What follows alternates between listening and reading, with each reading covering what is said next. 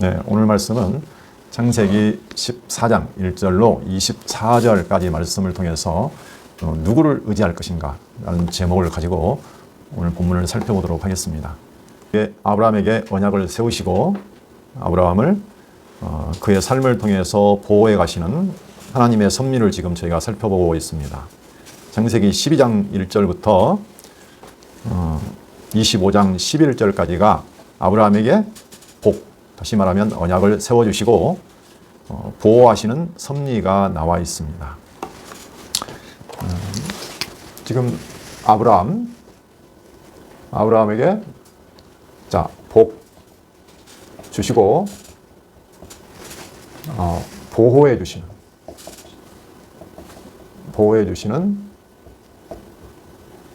섭리를 살펴보고 있습니다. 이게 이제 창세기 12장부터 25장 11절까지 나와 있다고 했습니다.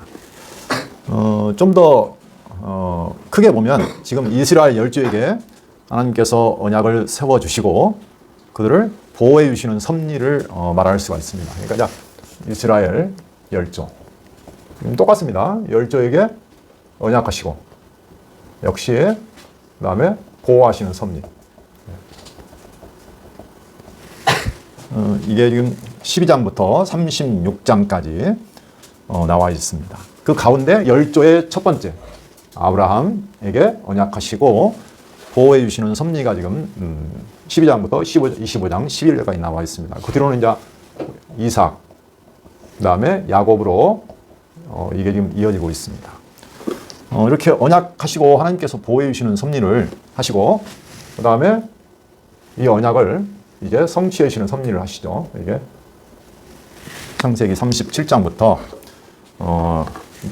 역사서 에스라, 느헤미야, 에스더까지 이스라엘 역사를 통해서 하나님께서 이스라엘 열조에게 언약을 하시고 그 언약을 이루어 주시는 섭리를 통해서 뭔가를 언약하고 있다고 있습니다. 그게 바로 하나님께서 영원전에 계획하신 그리스도 안에서 언약하신 영원한 나라, 하나님 나라를 이루어 줄 것이다 하는 것을 지금 언약하시는 섭리라고 했습니다.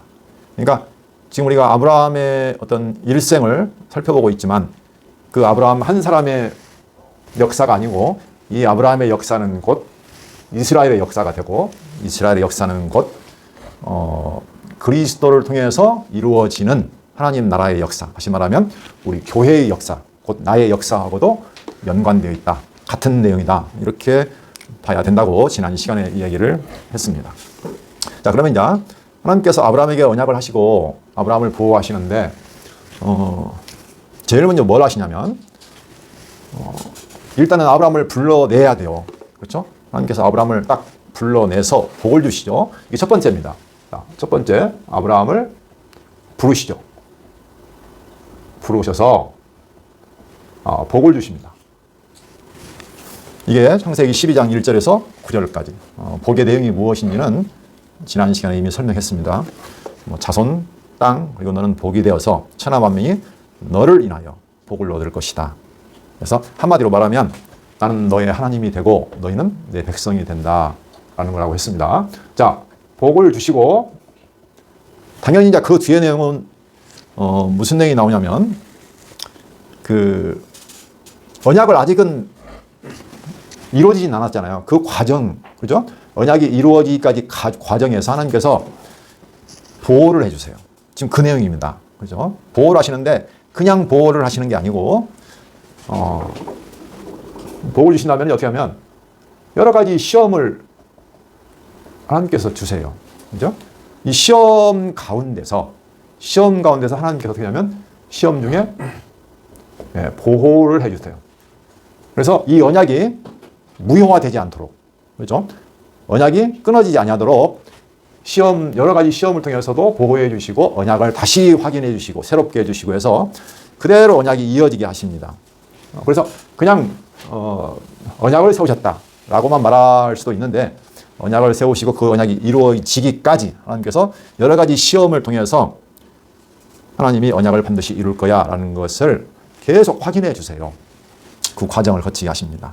그래서 믿음을 점차 어떻게 하면 믿음이 생기게, 우리가 이제 보통 믿음을 갖게 하신다, 또는 믿음을 길러가신다, 또는 믿음을 창조하신다, 이렇게 말합니다. 그래서 이 여정이요, 이게 쉽게 말하면 우리가 보통 여정이라고 하잖아요. 인생 여정, 그렇죠? 여정, 나그네 일정, 그렇죠? 이게 똑같습니다. 아브라함의 여정이나, 다시 말하면, 자, 아브라함의 여정이나, 이게 어디로 갑니까? 이스라엘의 여정이나, 그렇죠? 물론 이제 그리스도 안의 여정 똑같습니다. 그리스도 안에서 교회의 여정이나, 이게 같은 거라고 했습니다. 하나님께서 아브라함에게도 그렇지만 이스라엘 백성들도 똑같이 인도하세요. 그렇죠? 그리고 우리 성도들, 교회들도 이 땅에 살아가면서 똑같은 나그네의 여정을 거칩니다. 그 여정이 무슨 의미가 있느냐? 똑같습니다.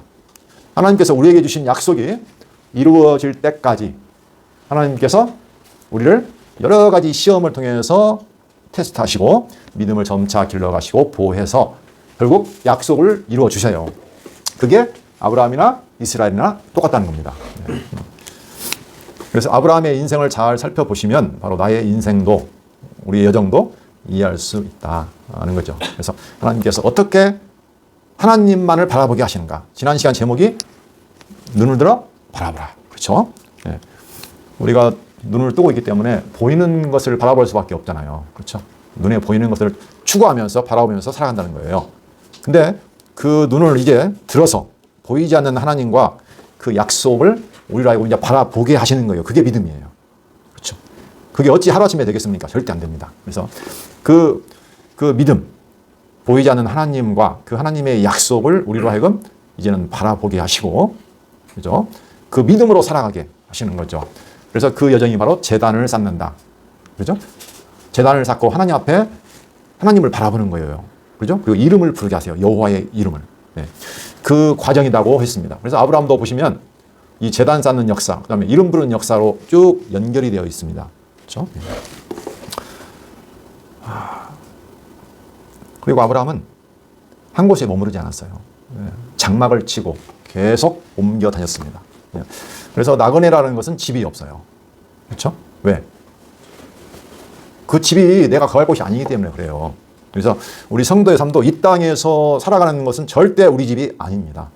그렇죠? 여기는 잠깐 거쳐가는 곳이고 하나님이 예비하신 영원한 본향이 우리에게는 이미 약속되어 있죠. 그걸 바라보고 가는 거예요. 근데 그걸 바라보지 못하는 사람들은 어떻게 되냐? 이 땅에 보이는 것들을 소망 삼고 거기가 내 집인 줄 알고 살아갈 수밖에 없는 거죠. 그러니까 이런 과정을 생각하시면서 보면은 굉장히 의미가 있습니다. 자, 하나님께서 이제 그 언약을 세우셨는데 여러 가지 시험 등에 보호하시는 섭리를 지금 계속 해오고 계시죠. 첫 번째가 뭐냐면은 기근입니다. 기근. 자, 가나안 땅에 왔는데 기근이 들었죠. 그래서 약속한 땅인데 하나님 주신다고 한 땅인데도 불구하고 아브라함은 어디로 갑니까? 애굽으로 내려갑니다. 그렇죠? 애굽으로 내려가요. 아브라함에게 뭐 믿음이 없었죠. 하나님이 약속을 해주셨는데도 불구하고 하나님은 안 보이니까 당장 살아갈 곳으로 애굽으로 가고 또 자기가 거기 가면 사라 때문에 죽을까 봐서 거짓말을 하죠. 그렇죠? 그런 모습을, 불신의 모습을 보이지만 하나님께서 아브라함을 그 가운데서도 보호하셔가지고 오히려 은금이 넉넉하게 다시 사라를 돌려받고, 그렇죠? 풍요로운 가운데 다시 돌아오게 하시죠. 그때 아브라함이 다시 돌아와서 13장 4절에 보면 베델에 이르러서, 그렇죠? 베델과 아이 사이 처음으로 제단을 쌓았던 곳에 다시 돌아와서 여호와의 이름을 불렀더라라는 내용이 창세기 13장 4절에 보면 나와 있습니다. 자, 그렇게 해서 이제 한번 시험에서 하나님이 보호로 다시 돌아왔죠. 자, 두 번째 또 시험이 옵니다. 이게 뭐냐면 두 번째는 이제 땅이에요. 땅. 그 롯과 함께 아브라함이 돌아왔는데 그 땅이 그들의 그 양도 많고 기르는 것도 많고 해서 같이 거할 수가 없는 거예요. 근데 아브라함은 네가 저하면 내가 우하고 내가 우하면 네가 저하리라 라고 선택권을 롯에게 넘기죠. 보통은 그냥 아브라함이 믿음으로 양보했다 이렇게 이해를 하지만 좀 더 깊이 생각해 보면은 그게 흔들리는 믿음이다. 정말 하나님 약속하신 땅이라면 선택권을 넘기면 안 되는 거였죠. 만약에 혹시나 롯이 선택했다. 그럼 어떻게 되는 거예요? 근데 사실 보이는 풍요로운 땅을 롯은 선택해서 갔습니다. 그렇죠? 풍요라는 것은 중요하죠. 우리도 당장 눈에 보이는 풍요 선택합니다. 사실은 거의. 그렇죠? 보이지 않는 하나님의 약속하고 보이는 이 땅에서 내가 당장 누릴 수 있는 풍요가 있는데 무엇을 선택하겠어요? 롯도 아브라함과 모든 일정을 같이 했던 사람이라고 했습니다. 그렇죠? 저기 갈대아 우르부터 아브라함을 따라서 하란으로 갔고 하란에서도 롯과 같이 왔고 또 가나안 땅에 와서도 애굽으로 갈 때도 같이 갔고 이게 롯은 사실은 아브라함과 일행이 돼서 한 몸이나 마찬가지예요. 하나님 언약을 똑같이 받은 거나 마찬가지라고요. 그렇지만 그는 눈에 보이는 풍요를 따라 갔어요. 아브라함도 흔들렸죠. 그러나 그 가운데 하나님께서 롯으로 하여금 저기 요단 소돔 쪽을 향해서 나아가게 하시고 아브라함을 남게 하셔서 보호를 하십니다.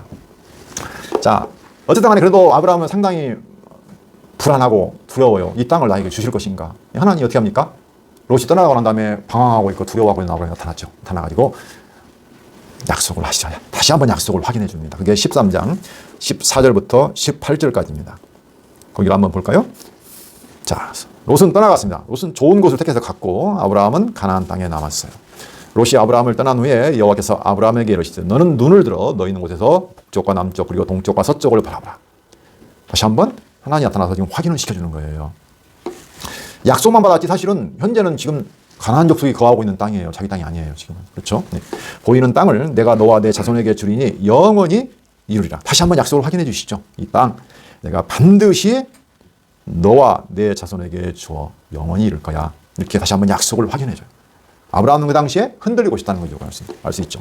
내가 내 자손이 땅에 띠끌 같게 하리니 사람의 땅에 띠끌을 능히 셀 수 있을진데 내 자손도 세리라. 너는 일어나 그 땅을 종과 행으로 두루 다녀보라. 내가 그것을 내게 주리라. 다시 한번 확인해 주죠. 언약을. 그렇죠.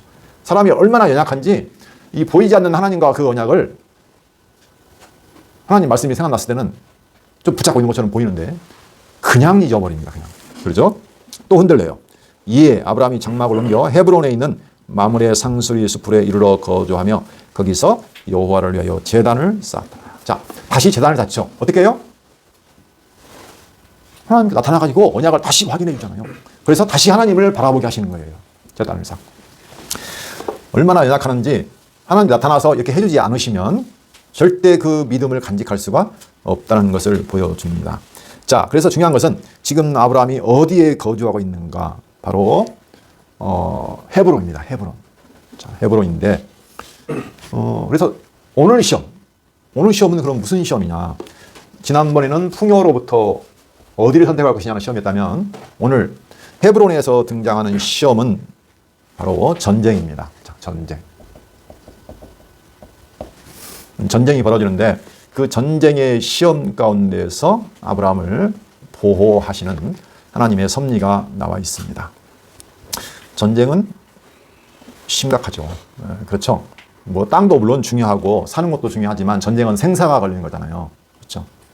그래서 우리가 정말 어떤 믿음을 가지고 있는가 그걸 정말로 가장 깊이 테스트할 수 있는 것이 뭐냐면 우리의 목숨이 걸린 전쟁이라고도 볼 수 있는 거죠. 네.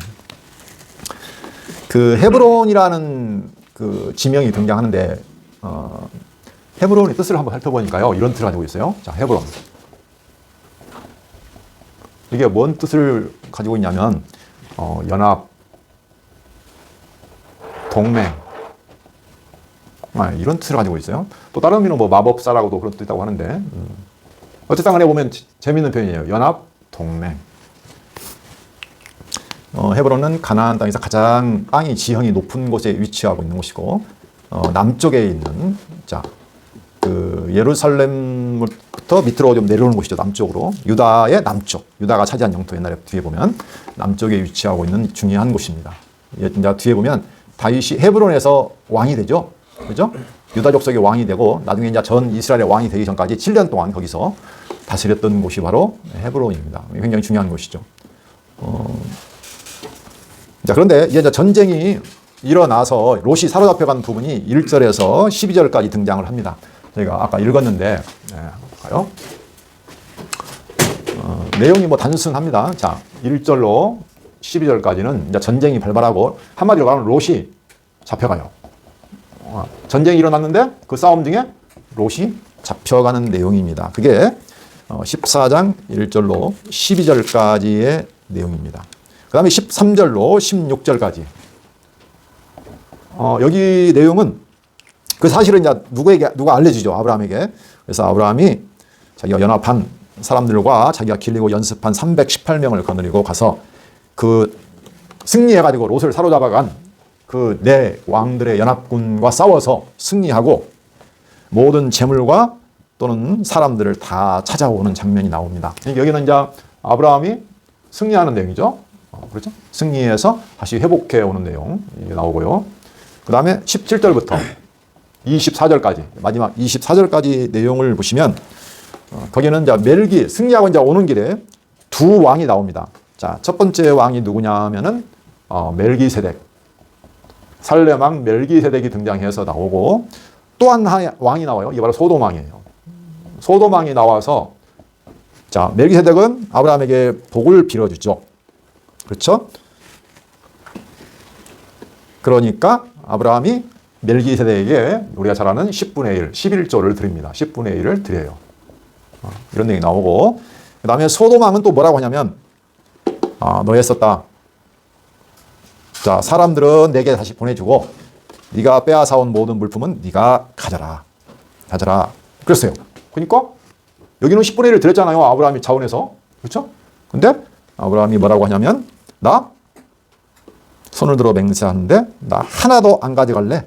네, 거절해요. 거절. 물품을 안 가져간대요. 물품을. 네, 이런 내용이 나와요. 이게 내용의 전부라고 볼 수 있습니다. 자, 처음부터 한번 잠깐 내용을 좀 살펴보도록 하겠습니다.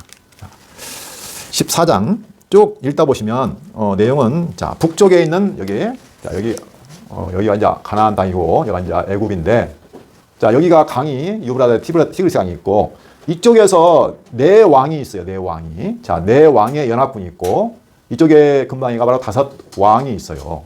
지금 전쟁이 일어난 거예요. 근데 전쟁이 왜 일어나게 됐는가? 그 내용이 지금 쭉 나와 있는 거예요. 한마디로 말하면 이 강대한 네 왕, 그돌라오멜이라는 왕이 그 우두머리예요. 그돌라오멜. 이들이 강대해가지고 이들을 이제 점령하고 야들을 한마디로 말하면 이제 조공을 바치는 존재가 된 거예요. 그렇죠? 강대국이니까. 그래서 12년간 잘 섬겼어요. 그런데 갑자기 우리 싫다 하고 조공도 안 바치고 이제 배반을 한 거죠. 쉽게 말하면. 그러니까 가만 못 두겠다. 그리고 쳐들어온 거예요. 지금 이게 네 왕이 연합군이 쳐들어왔는데 그때 여기 살고 있던 소돔 땅에 살고 있던 롯을 이 왕이 잡아가지고 간 겁니다. 근데 그 소식을 지금 아브라함이 듣는 거죠. 네. 그런 내용이에요. 네. 뭐 특별히 어려운 내용은 없습니다. 자, 그런데 하여간 이 강대한 그 연합군이라는 걸 기억하시면 돼요. 왜냐하면 이쪽이 바로 바벨론 지역이에요. 여기 볼까요? 네 왕의 연합군이 등장하죠. 그들이 오면서 어떻게 되냐면 자, 5절을 볼까요? 배반한지라 제14년에 그돌라오멜과 그와 함께한 왕들이 나와서 아스드롯 가르남에서 르바 족속을 자, 첫 번째 오면서 지금 이들을 치러 오면서 이 가운데 있는 이 오는 사이에 있는 족속들을 치기 시작하는데 1번 첫 번째 뭘 쳤냐면 르바 족속 그죠?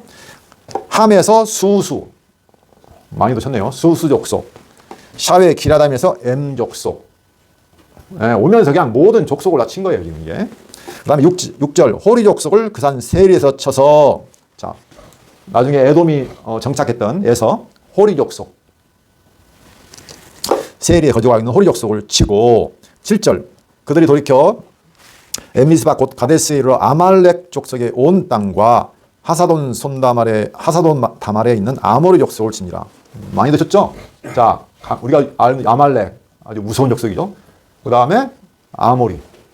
네. 이 오면서요. 여기 근방에 있는 모든 족속 다 친 거예요. 그러니까 이 북쪽에 있는 네 연합군이 얼마나 강대한지를 우리가 알 수 있어요. 그렇죠? 그리고 지금 어떻게 했어요? 여기 5 왕의 영토로 지금 가는 거예요. 아모리 족속도 굉장히 강대한 족속입니다.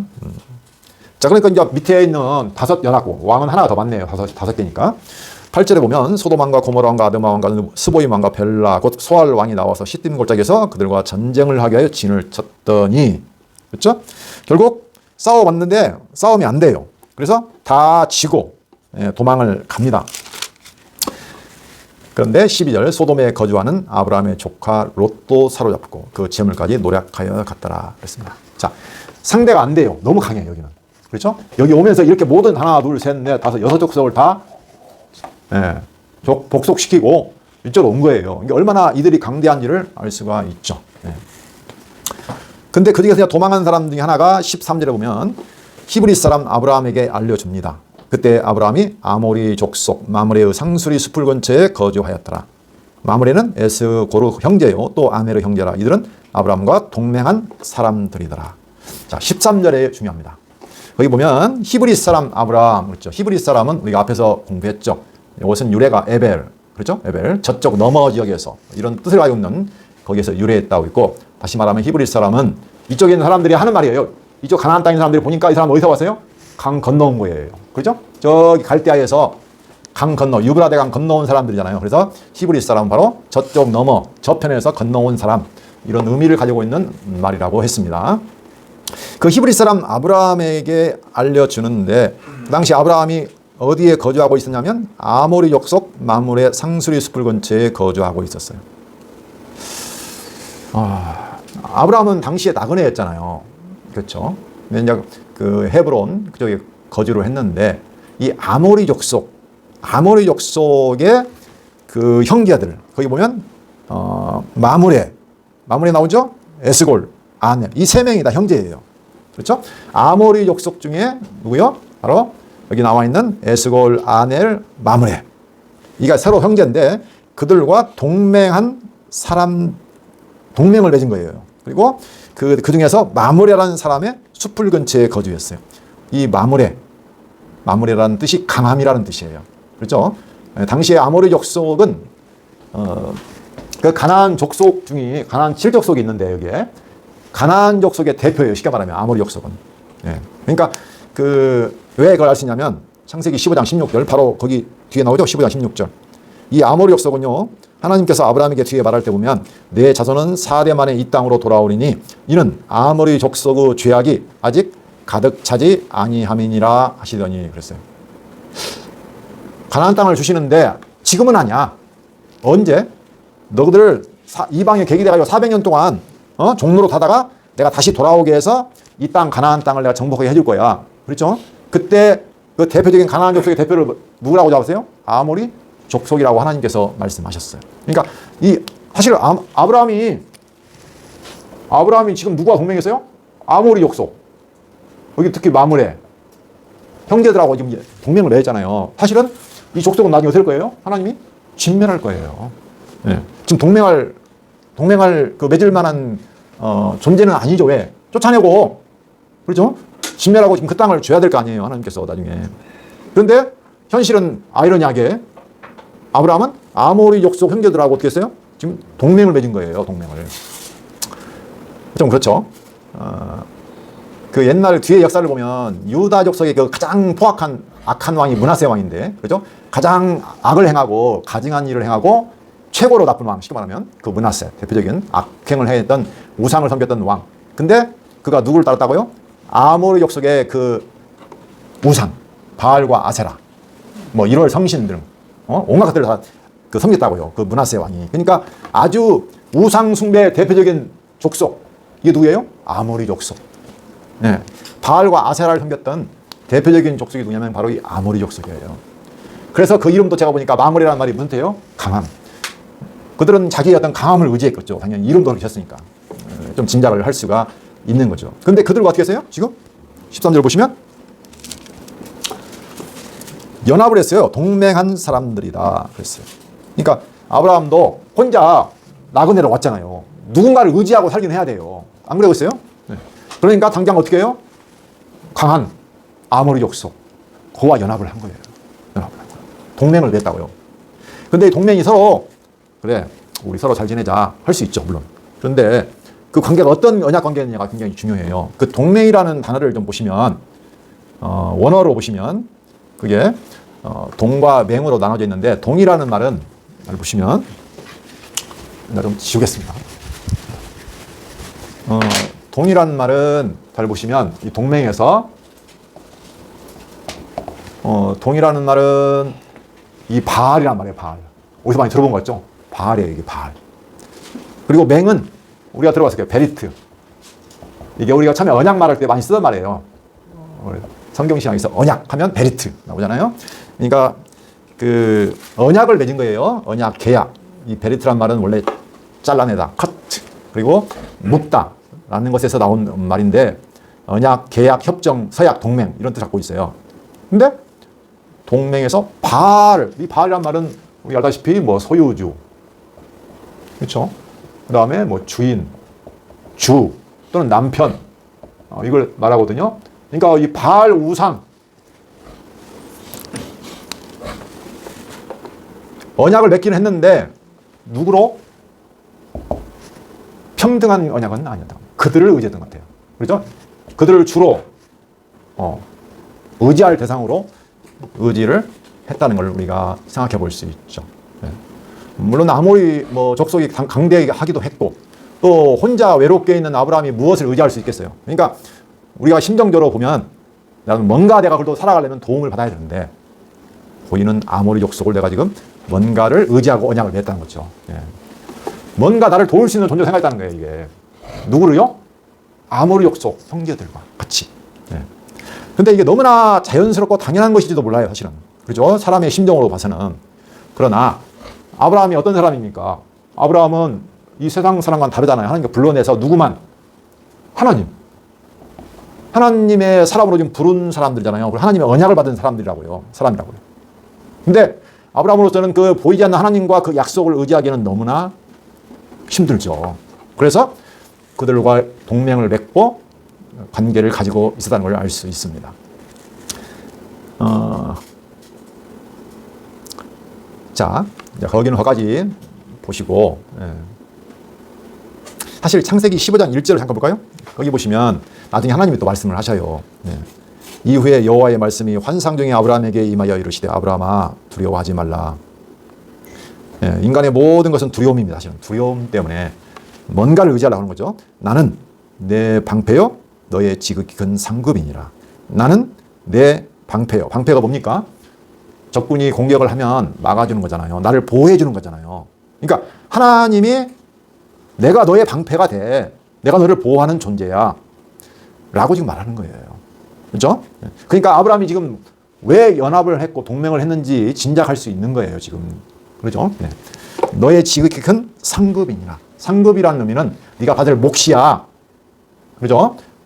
네가 열심히 일하면 대가를 받을 거 아니에요. 그것이 상급이 뭐냐면 나야 나. 상급이 나야. 네. 이렇게 말하는 거예요. 그 예레미야에 보시면 그 몫이라고 말해요. 분깃. 야곱의 분깃이 야곱이 이스라엘이 받을 몫이 무엇이냐, 분깃이 무엇이냐라는 내용을 말해주고 있거든요. 거기 보면 뭐라고 나와 있냐면 여호와가 너의 분깃이다 라고 말을 해요. 그러니까 아브라함이나 이스라엘이나 교회나 우리가 정말로 받아야 할 분깃, 그게 뭐냐면 하나님이에요. 하나님. 여호와가 나의 분깃이에요. 다른 것이 아니라는 거죠. 하나님은 나의 방패가 되시고 여호와가 내가 얻을 유일한 몫이에요. 이 땅에서 받을 분깃. 이게 예레미야 51장 17절로 19절 나와 있거든요. 한번 볼까요? 예레미야 51장. 사람마다 어리석고 무식하도다. 금 장색마다 자기가 만든 신상으로 말미암아 수치를 당하나니 이는 그 부어 만든 우상은 거짓이요 그 속에 생기가 없음이라. 그것들은 헛된 것이요 조롱거리이니 징벌하시는 때에 멸망할 것이나 야곱의 분깃은 그와 같지 아니하시니 그는 만물을 지으신 분이요 이스라엘은 그의 소유인 지파라. 그의 이름은 만군의 여호와시니라. 예. 사람마다 어리석고 무식해서 무엇을 섬겨요? 우상을 섬겨요. 근데 그 우상은 거짓이고 생기도 없고 다 멸망할 거예요. 그런데 야곱 너는 다르다는 거예요. 너는 진짜 참, 거짓이 아닌 참 살아있는 하나님, 만물을 창조하신 우상과 다른 여호와를 분깃으로 몫으로 받은 존재다. 그렇죠? 이스라엘은 바로 그 하나님의 것이다. 소유다. 소유인 지파라. 만군의 여호와. 다르다는 거예요. 그렇죠? 네. 지금 그걸 지금 아브라함에게도 말씀하시는 거예요. 아브라함은 이 갈대에 넘어왔기 때문에 지금까지 다 우상이 살던 곳 살고 왔어요. 하나님 없는 곳에서. 세상에 보이는 것들을 바라보면서 거짓 것들을 아버지가 우상이라고 했잖아요. 테라가. 그런 것을 살아왔던 사람이기 때문에 어쩔 수 없는 거예요. 근데 그로 하여금 하나님께서 불러내가지고 지금 약속을 주시는 것은 바로 그 하나님을 너에게 주려고 하는 거죠. 하나님. 그죠? 참 신을 네가 알고 섬겨야 돼. 네가 바라던 우상은 아무것도 아니야. 다 멸망할 것들이야. 그리고 내가 너의 방패가 되는 거야. 네가 의지하는 것들이 결코 방패가 될 수 없어. 지금 그거를 가르쳐 주려고 이 여정을 가게 하시는 거라고요.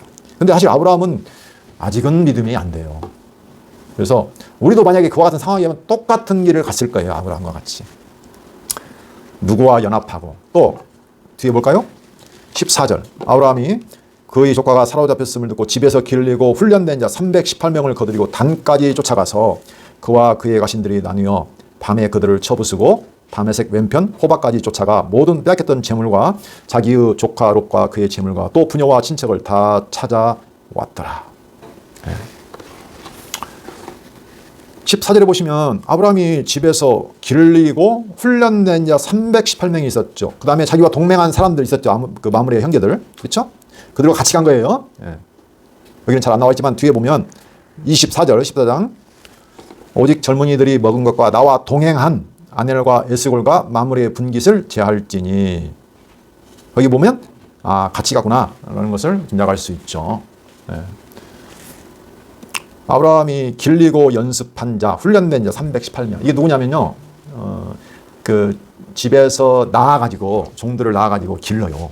자기가 자기 스스로를 보호하려고 이렇게 막 그 종들을 집에서 낳아가지고 훈련시켜서 만들어 놓은 거예요. 종들을. 그게 바로 318명. 아브라함도 자기를 보호해야죠. 그래서 어떻게 해요? 뭔가 도움이 될까 싶어서 나름대로 뭔가를 지금 집에서 자기가 길러서 보호하려고 키운 존재가 있어요. 그렇죠? 아브라함도 뭔가 믿을 만한 곳이 있어야 하잖아요. 그러니까 자기가 노력해서 연구해서 종들을 훈련시켜가지고 어떻게 돼요? 318명을 만들어서 기르고 또 그거까지 안 되니까 자기 그 아모리 족속과 형제들과 또 동맹을 맺고 나름대로 할 수밖에 없는 거죠. 자기 스스로를 보호하려고. 그렇죠? 하나님이 보일까요? 안 보일까요? 현실에서 잘 안 보이잖아요. 그러는 거예요. 그리고 15절 보시면 또 나름대로 자기 꾀를 써요. 어떻게 해요? 가신들 종들을 나눠서 또 공격을 하고, 그러죠? 또 밤에 가요. 낮에 가면 안 되잖아요. 아니, 지금 내 왕 연합군이 지금 몇 명이에요, 도대체? 아니, 이 모든 족속을 다 물리치고, 다섯왕도 물리치고 온 그 연합군인데 얼마나 강대한 민족이겠어요. 무슨 뭐 1000명이겠어요? 아니면 10,000명이겠어요? 넘겠죠. 그러니까 밤에 기습을 해서 넉넉히 있을 때, 그들은 뭐 다 이겼다고 이제 마음 놓고 있었겠죠, 아무래도. 가서 쳐 부쉈어요. 사실은 말도 안 되는 싸움이에요, 사실은. 아니, 318명 가지고 어떻게 그 수만 명, 그 강대한 세력을 이길 수 있다는 거예요, 이게. 말이 안 됐죠. 근데 하나님께서 그렇게 그래도 자기 꾀를 의지하고 자기가 길리고 연습한 자를 의지하고 동맹군을 의지했던 아브라함. 그래도 그걸 어떻게 해요? 하나님께서 보호하시잖아요. 보호하셔요.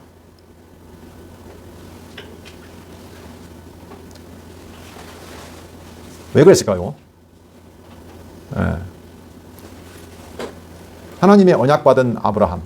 그에게 하나님이 어떤 존재라는 것을 가르쳐 주시려고 그 전쟁을 통해서 하나님을 가르쳐 주시는 거죠. 눈에 보는 것을 믿을 수밖에 없는 아브라함. 두려움 가운데.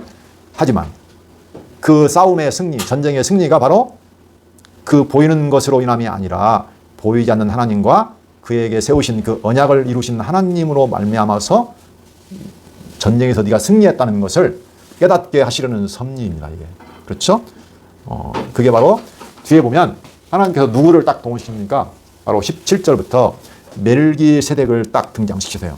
그래서 멜기세덱으로 하는 말을 통해서 아브라함을 교육을 시키십니다. 한번 볼까요? 17절. 아브라함이 그 놀라운 일과 그와 함께한 왕들을 쳐 부수고 돌아올 때 아브라함이 그때 마음이 어땠을까요? 도대체 사람으로서는 이길 수 없는 전쟁을 이기고 돌아왔어요. 돌아올 때 소돔 왕이 샤웨의 골짜기 곧 왕의 골짜기로 나와 그를 영접하였고 모든 대단한 왕들이 와서 자기를 영접하죠. 예, 그렇죠? 18절 살렘 왕 멜기세덱이 떡과 포도주를 가지고 나왔으니 그는 지극히 높으신 하나님의 제사장이었더라. 자, 느닷없이 소돔 왕이 오는 것은 이해가 되는데 살렘 왕 멜기세덱이 등장합니다. 그래가지고 하나님의 높으신 제사장 왕이라고 그랬어요.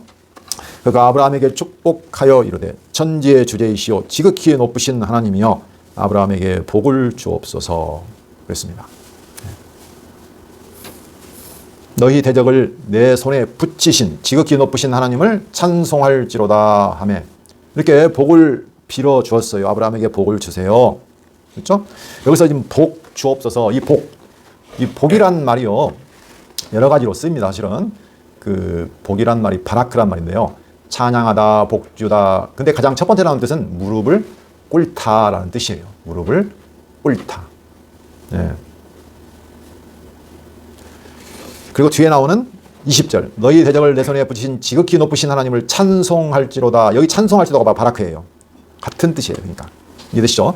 찬송할지로다 하며 아브라함이 그 얻은 것에서 10분의 1을 멜기세덱에게 주었더라. 그 멜기세덱이 나와가지고 이 살렘, 예루살렘, 평강이라는 뜻입니다. 살렘이 평강의 왕 멜기세덱. 그리고 이 멜기세덱은요 의의 왕이란 뜻이에요. 의로운 왕, 의의 왕. 그러니까 한마디로 말하면 이 멜기세덱은 우리가 아다시피 평강의 왕, 그다음에 의의 왕, 그다음에 하나님의 지극히 높은 영원한 제사장. 갑자기 등장했어요. 그리고 딱 끝나요. 그다음부터 없어요. 어디서 왔는지 어디로 가는지 족보가 누구신지 몰라요. 영원한 항상 있는 제사장. 히브리서에 잠깐 설명이 나오는데 이게 누구냐면 장차 오실 레위 제사장이 아니라 레위 반차를 따라서 계를 따라서 온 제사장 아론 제사장이 아니라 영원한 하늘의 제사장, 항상 있는 제사장, 영원한 제사를 드리는 제사장으로서 히브리서에 나와 있습니다. 그러니까 누구냐면 바로 그리스도 예수죠. 예수 그리스도. 영원한 하나님의 제사장, 영원한 왕, 평강의 왕으로 오실 예수 그리스도를 예표하는 인물이에요. 그렇죠? 예수 그리스도가 바로 평강의 왕이요. 하나님의 의로 오신 왕이고, 영원한 제사장으로 제사를 드릴 왕으로 오시죠. 그를 만남을 통해서 어떻게 됩니까? 그러니까 하나를 좀 살펴봐야 돼요. 이 승리가 누구에게 있다? 그거 말하잖아요. 천지의 주제이시오. 이 주제라는 말은요, 여기 뭐 주제라고 하니까, 한마디로 말하면 소유주라는 뜻이에요. 어떤 것을 사가지고 획득해서 주인이 된 거예요. 주인이 된 거예요. 이게 모든 물건의 주인. 그렇죠? 예, 모든 물건의 주인. 또는 이제 크리에이터 해가지고 창조주 하는데, 창조주라는 뜻도 있고, 그 다음에 어떤 소유주라는 뜻도 있는 거예요. 그러니까, 만드는 사람이 당연히 소유주가 되겠죠. 모든 것을. 그렇죠? 하나님만이 유일한 창조주고 모든 천지 만물의 주인이야. 라는 뜻이에요. 그렇죠? 네. 그가 모든 복을 주시기도 하고 또 그가 대적을 내 손에 붙인 하나님이라는 거예요. 네가 싸워서 이긴 것 같았는데 내가 열심히 노력해서 연합해서 길려고 연습해서 싸워서 이긴 줄 알았는데 내 꾀를 써서 이긴 줄 알았는데 알고 보니까 그 모든 것을 주시는 분이 소유주가 누구냐면 여호와 하나님이다. 그 하나님을 찬송하라. 다시 말하면 무릎을 그 앞에 꿇어라. 왜? 그분이 다 했기 때문에. 인간의 불치병이 하나 있습니다. 그게 뭐냐면 스스로 높아지는 거예요. 자, 인간의 불치병이 있는데 절대 인간이 이걸 고칠 수가 없어요. 아무보다 무서운 게 이게 불치병인데 자기도 모르게 좀 뭐가 잘 되거나 잘 뭐가 형통하면 어떻게 돼요? 자꾸 어떻게 돼요? 내가 뭐가 있는가 보네. 그래가지고 자기가 뭐가 있다고 자꾸 올라가 하나님처럼 되는 거예요. 자기가 높은 자리로 올라가는 거예요, 이게. 그러잖아요? 그게 교만이에요, 사실은. 불치병. 그러니까 내가 원래 흙이라는 것을 몰라요. 내가 원래 흙이고 띠끌인데 이게 무슨 의미입니까? 흙이가 띠끌이가 뭐예요? 나는 아무것도 아니라는 거예요. nothing. 나는 없음이에요, 그냥. 없어. 아무것도 없어. 가진 것도 없어. 힘도 없어. 지혜도 없어. 의도 없어. 가진 것이 아무것도 없는데 이 존재가 하나님이 좀 뭔가를 해서 하게 하면은 자꾸 올라간다는 거예요, 이게. 내가 뭐가 있는 것처럼. 예.